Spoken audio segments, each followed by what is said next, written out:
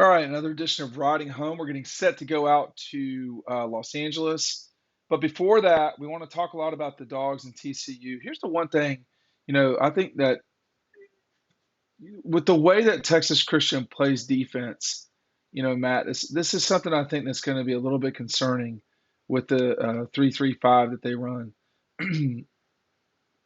I guess that's something that's sort of popped up lately on my radar is how challenging that could be for Stetson specifically because there's just people don't really run that in the SEC. I mean, maybe to some degree Mississippi State, but it's not the same as what TCU runs. Yeah, I think Georgia's going to have to run the football and do it a lot. I think Stetson Bennett has to run the football. I think that goes back to what Kirby said of playing in our system, doing what we're asking you to do. And that means Stetson using his legs. They love that part of his game. And I think there's a lot of times where they have 6 defensive backs out there. So Right. if they can establish the running game and Stetson's able to, make plays with his legs, it's going to make things so much easier for everyone else. So we've seen Stetson want to go out and be Brett Favre gunslinger type in these big games. He doesn't necessarily have to do that against TCU for them to do what they want and put up a lot of points. I thought Michigan ran the ball successfully against TCU, and their defense that is they'll give up some big plays on the ground. They don't want you to throw all over them. And it is a different defense, but this is one of the best coaching staffs in the game. You got Will Muschamp. He's been doing this forever. Kirby Smart's one of the best defensive minds in the game. Glenn Schumann, maybe the smartest IQ guy on the staff. They've got some smart guys drawing up a game plan defensively, offensively. Todd Monken, Mike Bobo, they have an idea of how they're going to attack this TCU defense. So overall, running the football is key. Now, you definitely have to get Brock Bowers his touches. You've got to get Arian Smith vertically down the field. Almost seems too easy at times when they're trying to do that with him. But at the end of the day, Well, you've got healthy backs. Run the football, and then try to get Stetson Bennett to make plays with his feet. That's going to open up everything else, Dean. I know we're on a little bit of a delay, so we'll work our way through that. But when you look at this TCU team, they're in the bottom half of the country in terms of stopping the run, allowing 150 yards a game. And for comparisons, for the sake of comparison, I should say, who are the teams that are similar to TCU in that front, and which of them have played the Dogs? So again, we started talking about TCU at number 70. Well, in that ballpark, LSU, which Georgia ran on pretty effectively, I would say, they're at 70. They're there at 63, giving up 150 yards a game. Kentucky, a team that Georgia ran for, I can't remember how many, but it was effective because nothing else was super effective offensively. Kentucky was number 50. So these are teams, Vanderbilt, a little bit far away from TCU, but Vanderbilt is 96th in the country, giving up 170 yards a game rushing, compared to TCU's 152. So about 18 yards more a game. But I think the run, as usual, is very important, Matt. And I don't know. I mean, I think if you control the box and you control the ground game, then you're going to win this game. I think the problem with that, though, is that folks thought that TCU would get manhandled by Michigan, uh, and they didn't. They held their own. And before I throw it back to you, I want to make sure everybody goes down below, gets the newsletter, signs up. It's very easy, and you're going to miss a lot of the stories. Matt's already got a story up this morning about let me see about not tricking Max Duggan. We got some stuff about tickets and the prices going down. So make sure you're signing up for the newsletters down below. But Matt, TCU did not get manhandled by Michigan. Running on them is going to be easier said than done. Yeah, that did not look like the Michigan team that I've watched for the first 13 games of the year. And I think they were a lot like Ohio State, where everyone told them going into that game, you're not as tough, you're not as physical as Michigan. And like Ohio State, TCU manned up and they played a style of football that a lot of people didn't think they were going to. They're going to hear it all this week too. And for good reason. Georgia's a bigger team. They're more talented. They're deeper, so on and so on. So they're going to have to play their A game. I think Stetson Bennett does not. I mean, he can't throw 2 pick-sixes like J.J. McCarthy did. When they get inside the 5, I feel like they're a Why team why that's did probably going to push it in. TCU Yeah. lose to excuse me, why did Michigan lose to TCU, Matt? It was a few number of plays. Now, they didn't tackle well, which is something that I Who thought they was would do better at. can Michigan you did. say yeah, instead of Yeah. we got it, and from Yeah. now on both of us need to quit saying they, unless it's Um, pretty obvious, because I didn't know who you were talking about. yeah. You didn't think Michigan tackled well. True. I did not think Georgia tackled well against Ohio Yeah. State. They did not tackle CJ Stroud well. Yeah, I think they're going to have to tackle better in open space. Georgia is. I think TCU is going to get. That's what their offense does. A lot of underneath, you know, crossing routes type of stuff. They want to get their playmakers the ball in space. So, guys like Chris Smith, Malachi Starks, Javon Bullard. They're going to have to make these tackles in open space, and you have to attack Max Duggan, but you also have to contain him. This is a guy who can run and make a Yes. lot of plays with his feet. He's great in short yardage downs around the goal line. What was Kirby saying about that? Basically, he said we have to execute. It was a lot of coach speak. He said, this guy has seen a lot of different defenses. He's a smart player. He runs their offense well. You're not going to trick this guy. You're going to have to go out and you have to execute the game plan. Obviously, I have one for him, but you have to attack him. You have to attack every quarterback, get them off balance. You can't let them sit back there and make throws like CJ Stroud did. But they got to CJ Stroud 3 times, but there, a lot of times we were just sitting back there playing pitch and catch.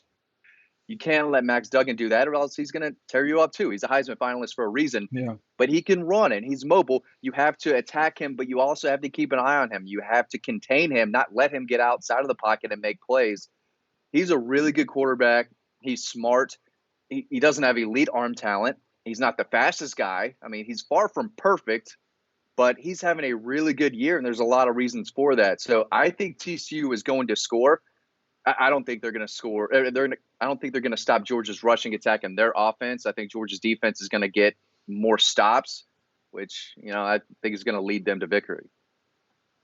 Well, I mean, I think we've not been shy about saying we think Georgia will win, but you know, it's not at all out of the realm of possibility that they lose, and we try to be straight up on here. I mean, Georgia should win this game, Yeah. but the way TCU has played most of the season, well, to some degree, it's not good. It's the result is good, but sometimes the way that they've played has not been ideal. And if you need to grab him, let me know. But it's just one of these things where I Yeah. just, for me, as Matt steps away for a second, this is a Georgia team that has the capability to, um, smother people. And we saw after the real struggle against Missouri, that really sort of set them back where they needed to be in terms of defense. They played, well, just as a team, actually, not defense. They played much better after the Missouri game. Now, whether or not that they will play better after a tough game with Ohio State, I don't know the answer to that. But, you know, I think the wonder I have, and I talked with Ryan about this a lot, Matt, is it seems like the fans in a way are not nervous for this game like they usually are. Does that mean the fans are taking things for granted? And then number two, does that spill over into the team? I don't think it's going to spill over into the team, but Okay, why, it why? is the championship game. They're going to be locked. They're going to be ready to go. And Kirby's not going to let that happen. He can't tell the fans, hey, this is not your father's TCU. This is not the TCU that a lot of people thought could be one of the worst teams in their conference this year. They are a well-coached team. Sonny Dykes' first year.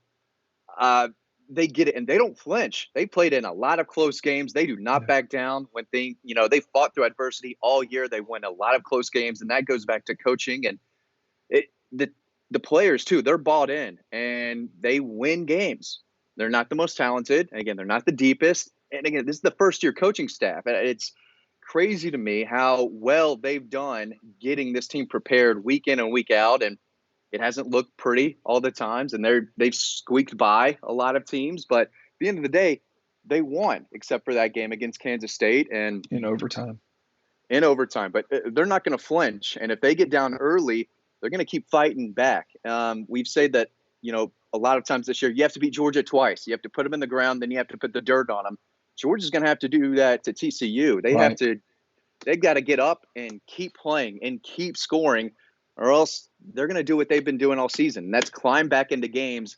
And more often than not, they've won those games. So Georgia should win. And I think a lot of Georgia fans are, it's not Ohio State. It's not that big brand, crazy talented team. And so, Georgia is going to win this game by a lot. I think it's going to be a little closer than people think. I have a lot of respect for Max Duggan and that TCU offense, but Georgia's going to score a lot. And I just don't think they're going to be able to match it, even though I do think they're going to put up some points, Dean. Yeah. So the over under is sitting around 60, so it's a little bit lower than maybe you'd imagine it would be, but I don't, we yeah, 62 to 63, 62 and a half to 63. The line continues to be either 12 and a half or 13, mainly 12 and a half though. So, 12 and a half, that is one of the largest lines ever in a championship situation in college football. I was reading some stuff from the betting guys on ESPN. I don't know how David Hale wound up on the betting. I mean, David is a degenerate, but I don't know how he wound up on the betting group over there at ESPN. But a lot of them were just talking about how this would be one of the biggest upsets in American sports history. So um, with everything that goes into it, whether you're starting to talk about uh, the line is one thing, but the story that is Texas Christian is another. I mean, you got a backup quarterback, you've got a team that consistently wins when they get down late. I mean, they have the energy of your son when some of these comebacks happen. My skepticism though is if TCU gets down, I'm not as certain it will be as easy to come back against this Georgia team because Georgia will do what they do, which is take the air out of the ball. The Tennessee game, to some degree, the Kentucky game, the Auburn game, the South Carolina game. They will get if they get up by if Georgia's up 14 in the third, they're going to grab the ball and just try to get first downs. I don't even know if they're going to try to score. Yeah, Of and it course, they're goes going to back try to to score, but it goes back to running the football. How important is that? Managing the clock. I think they're going to try to score quickly in the first half, but in the second half, they've got a lead. Expect a lot of Kendall Milton, Dejan Edwards, guys who can keep the chains moving, milk that clock. Right, right. well, So, like you said earlier, Well, here's my question to you as y'all as yeah, y'all as y'all go over discussions of this at home. How important is Darnell in what we just talked about? huge. I mean, everyone knows I'm a big Oscar guy. I thought he played well against Ohio State, but he brings another element to Right. Georgia's offense. We spoke to Todd Hartley at media days before the Peach Bowl. There's nobody like him. There's nobody Well, like him. you He don't is have a to ask Todd Hartley. I mean, I can yeah, assure you that there's not anybody like that guy. yeah. He's a dominant blocker on the edge and even on the perimeter. I mean, early in the season against Oregon and South Carolina, we just saw them get the ball to Kenny McIntyre, say run behind Marcus Roseme, Brock Bowers, and Darnell Washington on the perimeter, and you're going to have a lot of room to run. So the details too, Matt, are important on this because you're starting to talk about the guys on the outside got a block too. Or you're talking about Kieris, or you're talking about Darnell, or well, not Darnell's not really on the outside, but we start talking about Kieris and Marcus and all these players on the outside. Don Blaylock is definitely a guy that gets out there and blocks. That's one of the reasons why he plays. Kieris is a great blocker for Georgia. All of these things are going to have to add up for them to have the plays that they want to have with Kendall, Kenny, Edwards, et cetera. They just have more weapons. I think They I do. like They do. Johnson. I like the receiver they have, but you can't rattle off name after name after name like you could do on Georgia's offense. And Well, but we covered like Georgia, right? I mean, right, right. And I would assume, I guess, that the average college fan probably knows a lot of the guys, maybe not a lot, but some of the guys we've talked about. Everyone knows about Brock Bowers or Darnell Washington. I think maybe people have forgot about Don Blaylock, and I get it, as talented as he is. right. And so we know the receiving core better than most, and they're really healthy. A healthy Well, AD Mitchell is yeah, huge. And Mitchell. But I Ladd was is talking. still banged up, but yeah, go Well, ahead. here, let me just say this, Matt. I was talking to somebody, a person, one insider that said, it looked like AD and Stetson were not quite on the same page yet. I don't know that you just solve that in a week. Yeah, they're gonna. He has to get the ball thrown his way, but it takes a long time to get and build that chemistry. It seems like he's got it with Brock Bowers, and it seems like he has it with Ladd, Clearly. and you need that. But going back to what you said earlier, with this possibly being the greatest upset in American sports if TCU wins, that means Yeah, all the pressure's on Georgia, but that's sure. nothing new. Pressure's a privilege, and Kirby said that years ago. That's not something he said this year. So they know what's at stake. Obviously, it's another national championship, but they know they're going to have to play really, really well, at least better than they did against Ohio State. They've said that from the beginning. Well, here's the thing. I mean, if this game is about Georgia, I think that they win.